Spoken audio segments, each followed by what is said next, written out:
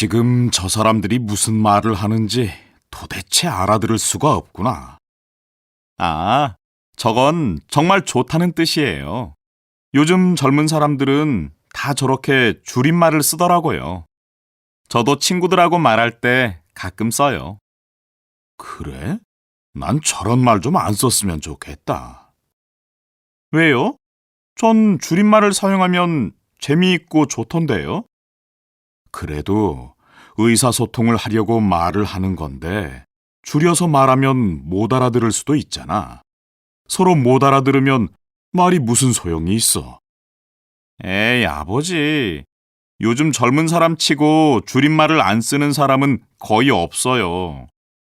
그래도 자꾸 저런 줄임말을 써버릇하면 나중에는 서로 대화가 안 통할 거야. 그럴 리가 있겠어요? 전 괜찮을 거라고 봐요.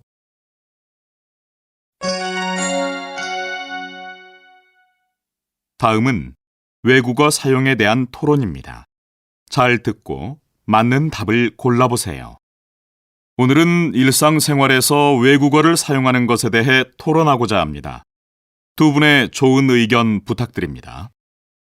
저는 한국말로 쓸 수 있는 것까지 외국어로 표현하는 것은 좋지 않다고 생각합니다. 예를 들어, 빵을 파는 가게는 베이커리가 아니라 빵집이라는 한국어로 충분히 표현할 수 있습니다.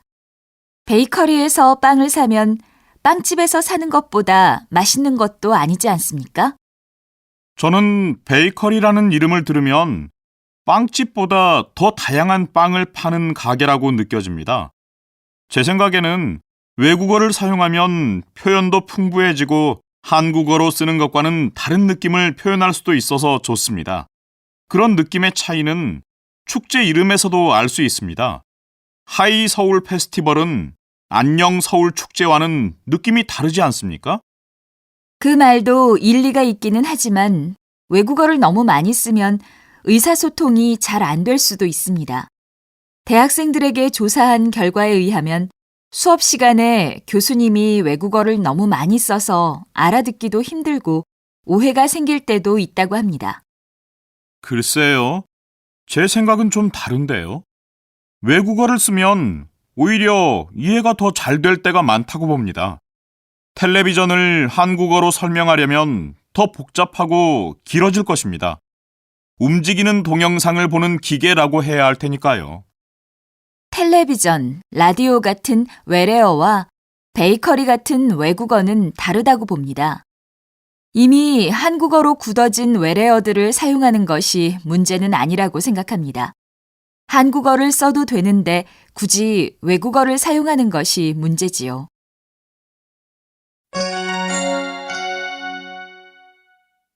다음은 외국어 사용에 대한 토론입니다. 잘 듣고 맞는 답을 골라보세요. 오늘은 일상생활에서 외국어를 사용하는 것에 대해 토론하고자 합니다. 두 분의 좋은 의견 부탁드립니다. 저는 한국말로 쓸 수 있는 것까지 외국어로 표현하는 것은 좋지 않다고 생각합니다. 예를 들어, 빵을 파는 가게는 베이커리가 아니라 빵집이라는 한국어로 충분히 표현할 수 있습니다.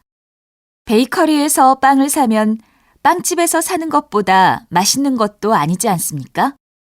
저는 베이커리라는 이름을 들으면 빵집보다 더 다양한 빵을 파는 가게라고 느껴집니다. 제 생각에는 외국어를 사용하면 표현도 풍부해지고 한국어로 쓰는 것과는 다른 느낌을 표현할 수도 있어서 좋습니다. 그런 느낌의 차이는 축제 이름에서도 알 수 있습니다. 하이 서울 페스티벌은 안녕 서울 축제와는 느낌이 다르지 않습니까? 그 말도 일리가 있기는 하지만 외국어를 너무 많이 쓰면 의사소통이 잘 안 될 수도 있습니다. 대학생들에게 조사한 결과에 의하면 수업 시간에 교수님이 외국어를 너무 많이 써서 알아듣기도 힘들고 오해가 생길 때도 있다고 합니다. 글쎄요. 제 생각은 좀 다른데요. 외국어를 쓰면 오히려 이해가 더 잘 될 때가 많다고 봅니다. 텔레비전을 한국어로 설명하려면 더 복잡하고 길어질 것입니다.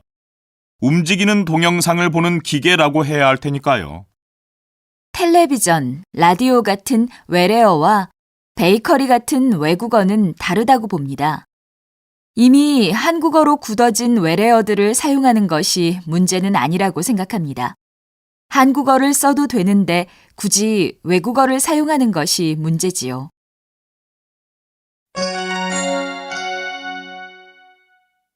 다음은 줄임말 사용에 대한 대화입니다. 잘 듣고 맞는 답을 골라보세요. 어휴, 배고파. 우리 뭐 먹을까요? 전 짬짜면 먹을래요. 짬짜면요? 그게 뭐예요? 짬뽕과 짜장면을 반씩 주는 메뉴예요. 저처럼 중국집에 와서 짜장면 먹을까, 짬뽕 먹을까 고민하는 사람한테 딱 좋은 음식이지요. 그런 이름은 처음 들어봐요.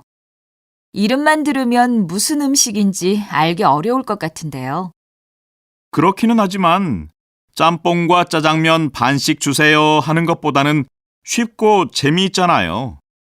남자친구를 남친, 여자친구를 여친 이렇게 부르는 것처럼요. 요즘에는 짬짜면 같은 줄임말을 인터넷뿐 아니라 보통 대화에서도 많이 쓰더라고요. 저도 봤어요. 편의점 앞에 알바 구함이라고 쓴 걸 보고 그게 무슨 말인지 물어본 적도 있어요. 저는 외국인이니까 그런 단어가 나올 때마다 물어봐야 해요. 얼마 전에 인터넷 뉴스에서 봤는데 줄임말은 일단 짧으니까 간단하게 말할 수 있어서 사람들이 선호한대요. 그래도 제가 생각하기에는 누가 들어도 알 수 있는 말을 사용하는 것이 맞는 것 같아요. 텔레비전에서 봤는데 그런 말을 못 알아들어서 대화가 끊길 때 그 말을 모르는 사람을 무시하거나 비웃는 경우도 있더라고요. 그 말도 맞기는 하지만 저는 그렇게 부정적으로 생각하지는 않아요. 전 오히려 친근한 느낌이 들고 재미있던데요. 줄임말은 젊은 사람들의 새로운 문화라고 생각해요. 하지만 줄일 필요가 없는 말들을 자꾸 짧게 줄였으면 원래의 말은 안 쓰게 되고 계속 이상한 말들이 만들어질 것 같아요.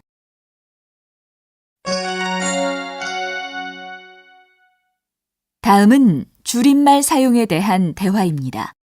잘 듣고 맞는 답을 골라보세요. 어휴, 배고파. 우리 뭐 먹을까요? 전 짬짜면 먹을래요. 짬짜면요? 그게 뭐예요? 짬뽕과 짜장면을 반씩 주는 메뉴예요. 저처럼 중국집에 와서 짜장면 먹을까, 짬뽕 먹을까 고민하는 사람한테 딱 좋은 음식이지요. 그런 이름은 처음 들어봐요. 이름만 들으면 무슨 음식인지 알기 어려울 것 같은데요.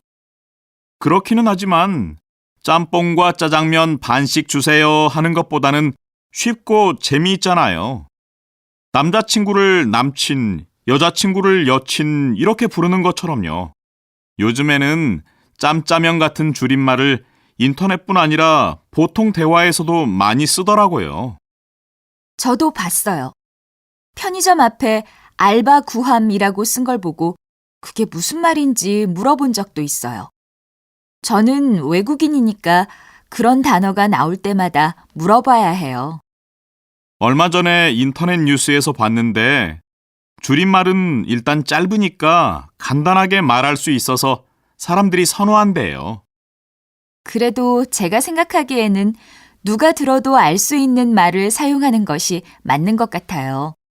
텔레비전에서 봤는데 그런 말을 못 알아들어서 대화가 끊길 때 그 말을 모르는 사람을 무시하거나 비웃는 경우도 있더라고요. 그 말도 맞기는 하지만 저는 그렇게 부정적으로 생각하지는 않아요. 전 오히려 친근한 느낌이 들고 재미있던데요.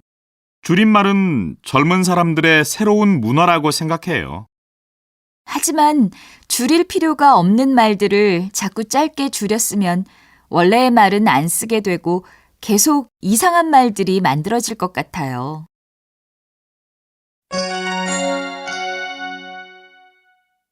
들어보세요. 1. 저 선수는 표현력이 뛰어나요. 2. 저는 기억력이 좋아요.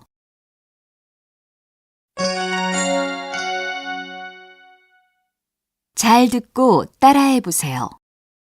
1. 저는 표현력은 뛰어난 편이지만 상상력이 부족한 것 같아요. 2.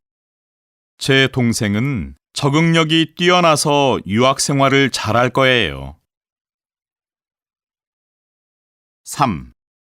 심리도 못 가서 발병 난다는 말이 무슨 뜻이에요? 4. 잡곡류는 매장 입구에 있고 통조림류는 매장 뒤쪽에 있어요.